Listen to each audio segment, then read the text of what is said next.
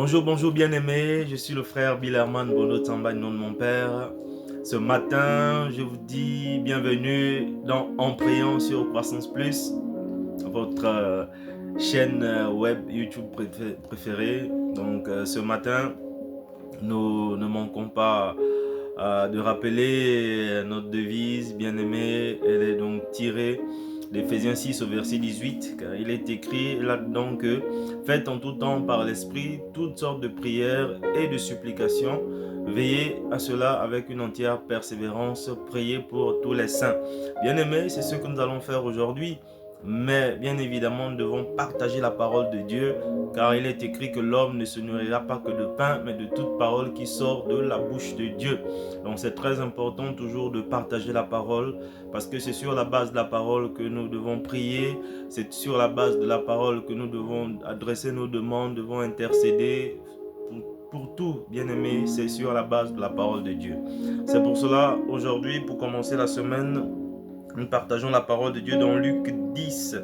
Dans Luc 10, bien-aimé, nous allons lire les versets selon que le Saint-Esprit va nous conduire. Je vais prier pour recommander ces moments à Dieu. Père, je te bénis, je te suis reconnaissant pour ces moments de partage autour de ta parole, pour ces moments où tu es là, où tu nous bénis par ta présence, Seigneur, où tu nous bénis par l'œuvre de ta parole, Seigneur, car ta parole nous donne la vie. Il est écrit que tes paroles sont esprit et vie. Père, qu'il en soit ainsi. Je te recommande toute oreille, tout cœur attentif. Père, que tu veux guérir, que tu veux toucher, le mien en premier, Père, et celui des gens de ma maison. Je te bénis de tout mon cœur pour la vie de mon bien-aimé, de ma bien-aimée, vers qui tu diriges ces paroles, Père, et à qui tu veux faire du bien ce matin, aujourd'hui, cette semaine, pour ta seule gloire, Père, au nom de Jésus-Christ. Amen. Bien-aimés, dans Luc 10, nous allons lire à partir du premier verset. Il est écrit, après cela, le Seigneur désigna encore 70 autres disciples et les envoya devant lui. Il les envoya devant lui deux par deux dans toutes les villes et dans tous les endroits où lui-même devait aller. Il leur dit, la moisson est grande, mais il y a peu d'ouvriers. Priez donc le maître de la moisson d'envoyer des ouvriers dans sa moisson. Allez-y, je vous envoie comme des agneaux au milieu des loups. Ne prenez ni bourse, ni sac, ni sandales, ne saluez personne en chemin. Dans toute maison où vous entrerez, dites d'abord que la paix soit sur cette maison. Et s'il se trouve là un homme de paix, votre paix reposera sur lui. Sinon, elle reviendra sur vous. Restez dans cette maison, mangez et buvez ce qu'on vous donnera, car l'ouvrier mérite son salaire. N'allez pas de maison en maison. Dans toute ville où vous entrerez et où l'on vous accueillera, mangez ce que l'on vous offrira. Guérissez les malades qui s'y trouvent et dites-leur, le royaume de Dieu s'est approché de vous. Bien-aimés, nous arrêtons là. Dites-leur que le royaume des cieux s'est approché de vous. Donc du verset 1 au verset 9. Bien-aimés, il s'agit de Jésus et de ses disciples, donc pas que les 12, voyons bien ici, 70 autres disciples, donc il y en avait plusieurs, bien-aimés. Donc Jésus envoie ses disciples, il les envoie deux par deux, il les envoie devant lui. Il les envoie devant lui.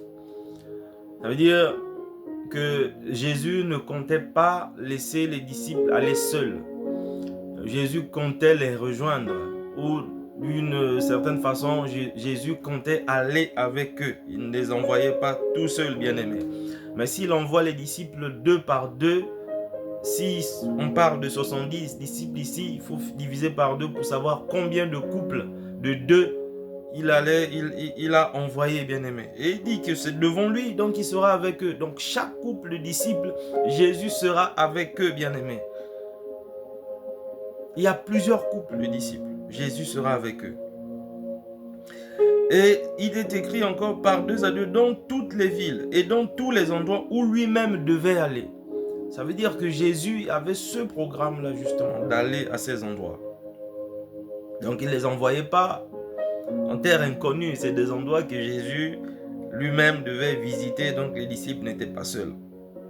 Ce matin, c'est ce que je veux te dire ce matin. Tu n'es pas seul. Si Jésus t'a envoyé quelque part, tu n'es pas seul. Si Jésus t'a béni, tu reconnais que la bénédiction vient de Dieu. C'est Jésus qui t'a béni dans un mariage, tu n'es pas seul. Si Jésus t'a béni par un travail, tu n'es pas seul. Si Jésus t'a béni dans un ministère, dans une mission, pour quelque chose à faire, sache que tu n'es pas seul, bien-aimé. Il n'a pas envoyé ses disciples tout seul, lui-même devait aller à ces endroits. Ça veut dire que là où Dieu, Jésus nous envoie ce matin, bien-aimé, même la famille dans laquelle nous sommes nés, nous ne sommes pas seuls. Nous trouvons la famille avec des difficultés, des choses qu'on n'aurait peut-être jamais voulu vivre, connaître. Jésus dit, il n'est pas seul, tu n'es pas seul, je ne suis pas seul, parce que c'est des endroits où lui-même va venir. Ça veut dire peut-être qu'il nous a envoyés avant, mais bien aimé, peut-être qu'il a déjà même été bien avant nous, puisqu'il est là avant que nous ne soyons bien aimés. Effectivement, donc au verset 2, il dit, la moisson est grande, mais il y a peu d'ouvriers. Comment Jésus sait que la moisson est grande? La moisson est dans ses familles, est dans la famille où nous sommes nés. La moisson est dans le village où nous sommes nés. La moisson dont Jésus parle est dans le quartier où nous sommes nés. La moisson dont Jésus parle, c'est aussi nos voisins, c'est aussi les gens de notre maison. La moisson dont Jésus parle, ce sont les gens de notre ville, de notre pays. Donc lui, même a déjà fait le constat que la moisson est grande, mais il y a peu d'ouvriers. Bien aimé, si lui-même n'a pas déjà été dans cette famille, dans ta famille, dans ma famille, comment il sait que la moisson est grande, mais il y a peu d'ouvriers? Si lui-même n'a jamais été dans notre ville, dans notre village, comment il sait que la moisson est grande, mais il y a peu d'ouvriers? Bien aimé, ça veut dire que peu importe où Jésus nous envoie, même si nous sommes nés dans la famille la plus petite du village, du plus petit pays, je ne sais pas, bien-aimé, Jésus le savait déjà, bien-aimé. Ce n'est pas une surprise pour lui. Donc, ce matin, j'aimerais juste te dire que Jésus, là où tu vas dans ce boulot, là où tu vas aller à ce rendez-vous, là où ce matin tu vas aller peut-être dans cet hôpital, là où tu vas aller visiter dans cette prison, là où tu vas aller marcher dans ce village ou dans cette forêt, dans ce champ où tu vas aller travailler, bien-aimé, mon frère, ma soeur, ce bus que tu vas prendre ou cet avion, ce voyage qui est prévu, ce train que tu vas prendre, bien-aimé, Jésus, fais confiance en lui, il est avec toi. Si du moins tu l'as déjà reçu comme Seigneur et Sauveur, bien-aimé, il est avec toi. Il est avec toi. Il connaît toute situation d'avance. Donc, et là, on a une situation où Jésus nous demande directement de prier. Il est souvent écrit prier, prier sans cesse. Il nous est souvent demandé de prier plusieurs fois dans la Bible. Mais il y a des moments où on nous demande non seulement de prier, mais on nous donne le sujet pour lequel prier. Et c'est des fois rare. C'est rare que l'on nous demande de prier dans la Bible et nous donne même la raison. Et là on dit prier donc le maître de la moisson d'envoyer des ouvriers dans sa moisson. Bien-aimé, Jésus nous le dit, donc il nous demande non seulement de prier et il nous donne un sujet de prière, bien-aimé, parce que ces ouvriers, cette moisson est importante pour lui. Si elle est importante pour lui, ça veut dire qu'elle est importante pour Dieu le Père. Et il dit, ne prenez ni bourse, ni sac, ni sandales, ne salue personne en chemin. Et il dit, quand vous rentrez dans une maison, dites que la paix soit sur cette maison. Bien-aimé, ça veut dire quoi? Ça veut dire que lorsque Jésus nous envoie dans une famille, dans une maison, dans un foyer, à la rencontre de quelqu'un, même dans un travail, dans une entreprise, peu importe, ça veut dire que si c'est lui qui nous envoie, lui nous donne quelque chose. Nous avons quelque chose à apporter dans cette famille. Tu as quelque chose à apporter dans ta famille que tu estimes être petite. Tu as quelque chose à apporter dans la vie de tes enfants. Tu as quelque chose à apporter dans la vie de ton mari ou dans la vie de ton épouse, mon frère. Tu as quelque chose à apporter dans ce ministère, même s'il paraît petit, dans cette église. Tu as quelque chose à apporter dans cette entreprise, même si tu ne te sens pas à la hauteur. Si c'est Jésus qui t'a envoyé, mon frère, ma soeur, tu as quelque chose à apporter. Et il leur dit ici de ne prendre ni sac ni bourse. Bien aimé, parce que lorsque ce malade attendait Pierre et Jean, lorsqu'il a vu Pierre et Jean passer, lui, il espérait peut-être recevoir une pièce. S'ils avaient une bourse, effectivement, s'ils avaient une bourse, de l'argent ce jour-là, peut-être qu'ils auraient pu faire l'erreur de lui donner de l'argent alors que ce n'était pas son véritable besoin. Parce que les gens, quand ils vont te voir avec un sac, quand tu les visites, ils vont te voir avec quelque chose de précieux, de l'argent ou juste un sac. Ils vont se dire que tu vas leur donner quelque chose. En tant que serviteur de Dieu, tu vas peut-être leur donner quelque chose. Alors que, bien sûr, ils ont besoin de quelque chose. Mais des fois, la chose qu'ils espèrent recevoir, ce n'est pas forcément la chose dont ils ont véritablement besoin. Bien-aimés, nous pouvons faire l'erreur de prendre un billet d'argent alors que la personne a besoin de paix. Et Jésus savait que les gens, les maisons avaient besoin de paix, bien-aimé. Ta maison a besoin de quoi ce matin? Est-ce que tu as remarqué que ta maison a besoin de paix, que ton couple a besoin de paix, que ton foyer a besoin de paix, que madame ou les enfants, le mari, que toutes ces personnes ont besoin de paix? Est-ce que tu as constaté que ton pays a besoin de paix? Est-ce que tu as constaté que l'entreprise dans laquelle tu travailles, cette administration a besoin de paix? Est-ce que tu as constaté que ton quartier, ton village a besoin de paix ce matin, bien-aimé? Donc Jésus savait, il dit, ne prenez pas toutes ces choses-là parce que ça risque de vous distraire. Justement, Pierre et Jean, lorsqu'ils ont rencontré le mendiant qui était là devant le temple, il leur a dit que non, nous on n'a pas, je n'ai ni or ni argent. Pierre a dit, je n'ai ni or ni d'argent, mais ce que j'ai, je te le donne. Il avait quoi, Pierre? Pierre et Jean avaient quoi? Ils avaient Christ. Et c'est ce que Jésus leur dit ici. Dites que la paix soit sur... Mais bien aimé, comment vous pouvez dire que la paix soit sur cette maison si la paix n'est pas avec toi? Ça veut dire que Jésus leur a donné la paix. Il leur a donné la paix. Ça veut dire qu'ils étaient des transporteurs de paix tant qu'ils avaient la parole que Jésus leur a donnée, tant ils obéissaient à ce que Jésus leur a dit. Donc, bien-aimé, tu es un transporteur de paix. Si c'est Jésus qui t'a fait naître dans cette famille, tu es un transporteur de paix, tu es un transporteur de grâce. Tu as quelque chose à amener dans cette famille. Tu as quelque chose à apporter, bien-aimé. Et là, il est écrit au verset 7, « Restez dans cette maison, mangez et buvez ce qu'on vous donnera, car l'ouvrier mérite son salaire. » Donc, bien-aimé, Jésus ne va pas t'envoyer quelque part sans qu'il ne prenne soin de toi. Lui-même, il sait, il nous envoie, il t'envoie dans une famille. Mais dans cette famille, bien-aimé, cette famille a des ressources. Ne pense pas que cette famille n'a pas de ressources. La famille est peut-être la plus pauvre, de le constater, mais il y a des ressources cachées, bien-aimé. Parce que l'ouvrier mérite salaire. Partout où le Seigneur peut t'envoyer, aujourd'hui, ce matin ou cette année, bien-aimé, il y a des ressources. Dieu prévoit des mécanismes pour te rémunérer, pour te donner un salaire. C'est pour ça, bien-aimé, qu'il envoie des disciples dans ces dispositions-là. Et cela permet de nourrir notre foi. Lorsque nous le faisons et nous le vivons et nous constatons que Jésus a dit vrai, bien-aimé, ça nous fortifie. Ça nous fortifie, bien-aimé. Ça nous fortifie.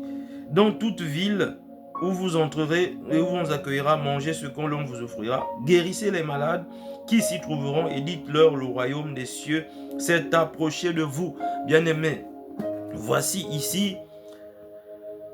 Donc, Jésus savait que dans ces maisons, qu'il y aurait des malades. Il peut y avoir des problèmes, bien-aimés. La maison dans laquelle Jésus nous envoie, la famille dans laquelle Jésus nous envoie, il y a peut-être un problème de maladie qui décime la famille, bien-aimés. Il y a peut-être des problèmes de stérilité. Il y a peut-être des problèmes de pauvreté. Il y a peut-être des problèmes de débauche. Bien aimé, on remarque comme ça, il y a des familles qui sont décimées par exemple par la dépression. Il y a des familles qui sont décimées par les mêmes maladies sur plusieurs générations. Il y a des familles qui vivent, les membres de famille qui vivent les mêmes difficultés. Qu'ils changent d'endroit, qu'ils quittent le pays, le village, la nation, la patrie, bien aimé, ces choses-là les poursuivent. Mais Jésus dit que quand Jésus nous envoie, il t'envoie toi et moi ce matin. Nous sommes nés de nouveau, nous l'avons reçu. S'il nous envoie dans cette famille où nous sommes nés, dans ce village, dans cette ville où nous sommes nés, dans ce pays où nous sommes nés, il y a des malades, il y a des problèmes. C'est parce qu'il y a toutes ces choses-là que Jésus nous envoie. C'est parce qu'il y a ces choses-là. Et Jésus n'est pas insensible à cela. Il dit, s'il y a des malades qui s'y trouvent, dites, guérissez les malades qui s'y trouvent. Donc il nous demande de guérir. Bien-aimé, il ne sait pas d'abord. Non, il a dit, s'il y a des malades qui s'y trouvent, guérissez-les, parce qu'il sait que la maladie est un véritable handicap, bien-aimé. Nous avons été guéris par les meurtrissures de Jésus à la croix. C'est un fait, nous avons été guéris. Ce n'est pas que vous serez guéris, non. Nous avons été guéris. Donc c'est un fait que Dieu a établi. C'est à chacun de saisir par la foi ce matin. Je t'invite à le faire ce matin, bien-aimé. C'est à chacun de saisir la guérison par la foi, bien-aimé, de la recevoir par la foi. La guérison, c'est comme le Saint-Esprit, il a déjà été donné. La guérison a déjà été donnée comme le Saint-Esprit est déjà descendu. Nous devons recevoir la guérison. Bien-aimés, nous devons la recevoir parce qu'elle a été donnée à la croix par les meurtrissures de Jésus. Et ce matin, je prie que tu reçoives maintenant la guérison au nom de Jésus-Christ.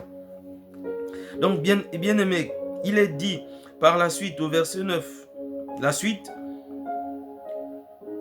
dites-leur, le royaume de Dieu s'est approché de vous.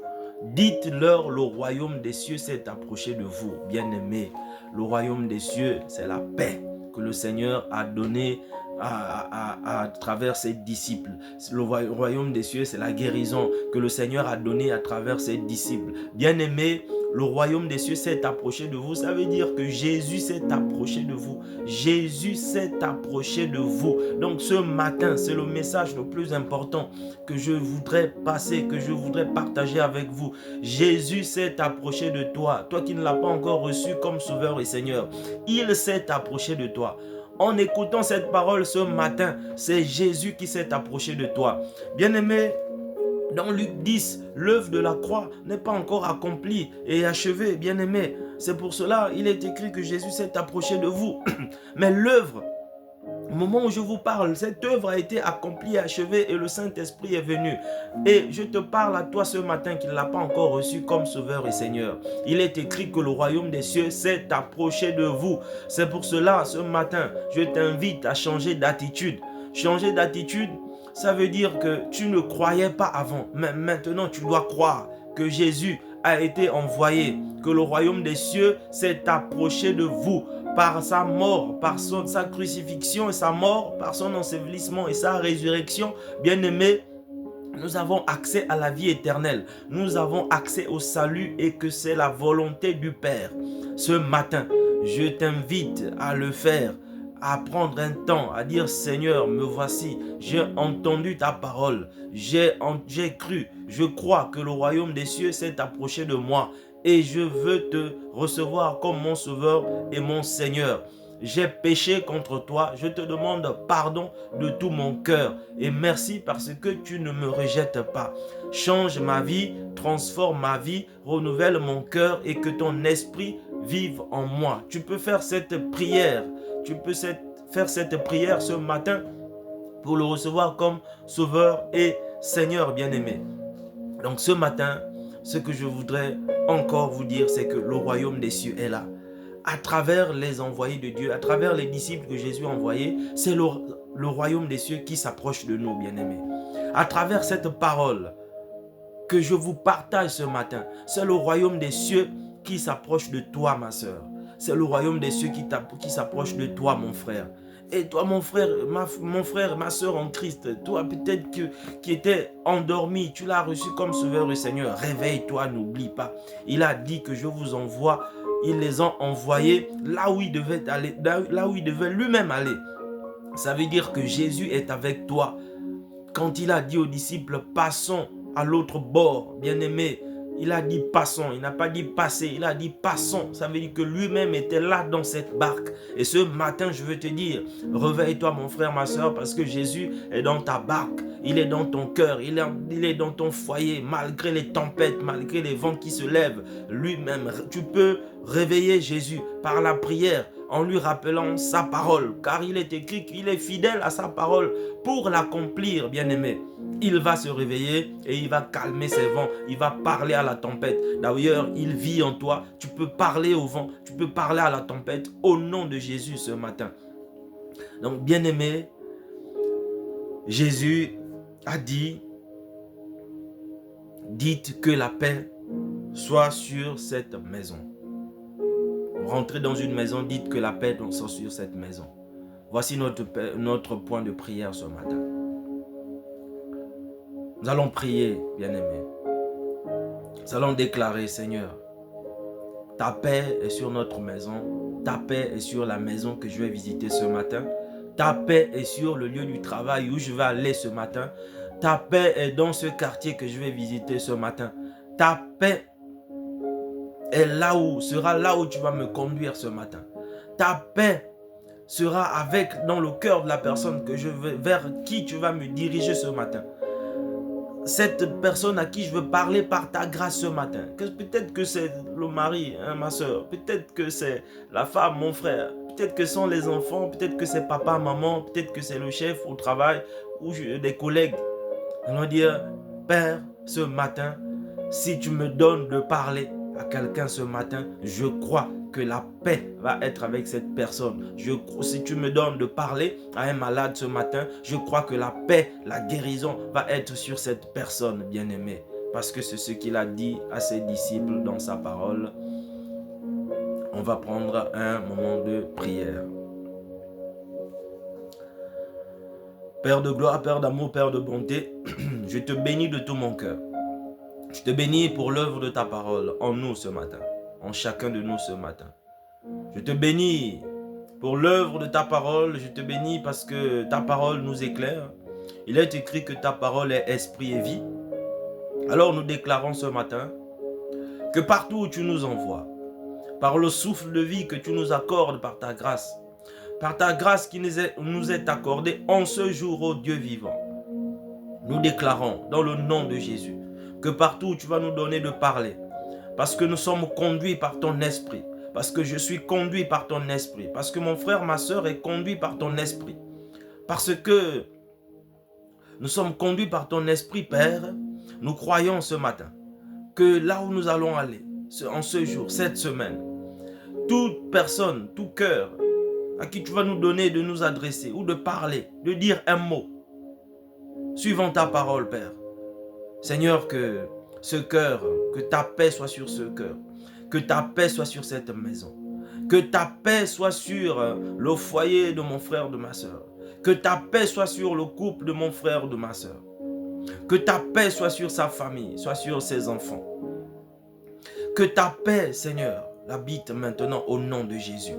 Ô Père, tu nous donnes de voir le royaume des cieux qui s'est approché par ta parole ce matin.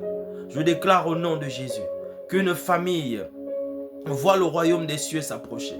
Qu'une famille, qu'une maison, qu'un frère, qu'une sœur voit le royaume des cieux s'approcher et saisit l'occasion maintenant.